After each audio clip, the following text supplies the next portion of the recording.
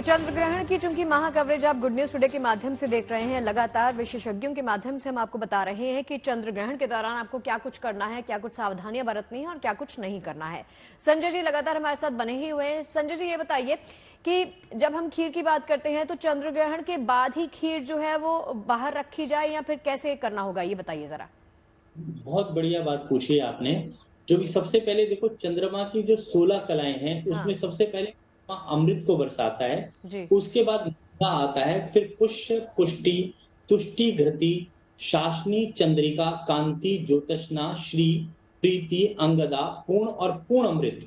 ये 16 कलाएं जो हैं चंद्रमा के अंदर विराजमान होती हैं। और इन कलाओं में जो अमृत का रस होता है, जब चंद्रमा कहते हैं कि चंद्रमा जल का कारक माना गया है, तो ये सारी कलाओं में जो जब पूर्ण होती है, जब अंतिम अवस्था चलती है, जब हम जिसको अमृत काल कहते हैं, तो पूर्ण अमृत जो है, जो आखिरी कला होती है वो पूर्ण अमृत कहलाती है। तो जब चंद्रमा अपने संपूर्ण तेज के बाद धीरे धीरे कम प्रभाव की तरफ दिन उदय हो रहा होता है, उसको ही हम अमृत वेला या पूर्ण अमृतत्व कहते हैं।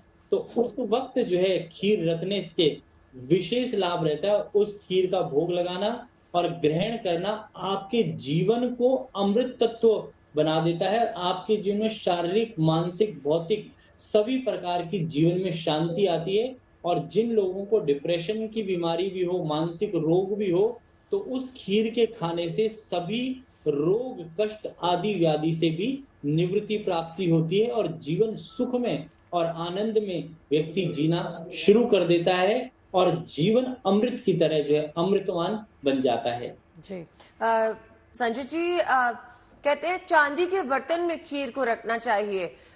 जिनके घर में चांदी के बर्तन नहीं हो वो किस में रखें?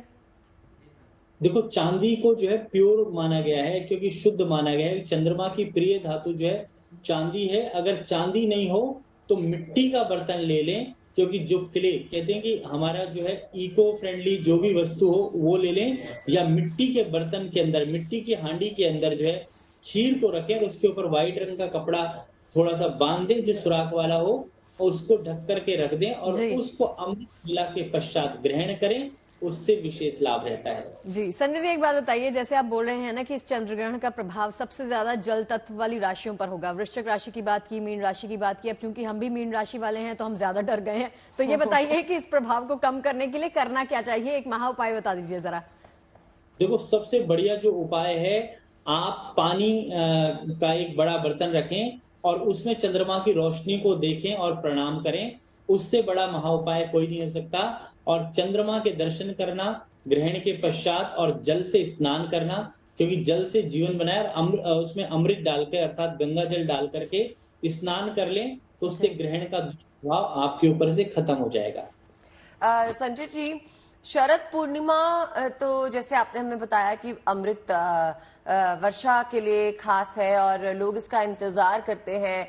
अब अगर ग्रहण आज नहीं होता तो क्या इसका प्रभाव ज्यादा होता, अच्छा प्रभाव शरद पूर्णिमा का, या फिर वो कट जाएगा और जितनी देर का ग्रहण है उसके बाद सब वैसा ही होगा जैसा होना चाहिए?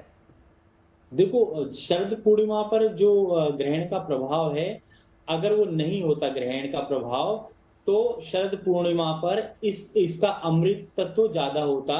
क्योंकि ग्रहण के काल में जो है उतना काल जो है हर लिया गया जो ग्रहण का है। उसके पश्चात का जो काल है वो बड़ा शुभ है और उस काल में भी अमृत वर्षा, अमृत की प्राप्ति होती रहेगी। और उस काल में जो भी आप खीर की कोई भी वस्तु रखेंगे, उसको ग्रहण करेंगे, उसका विशेष रहेगा।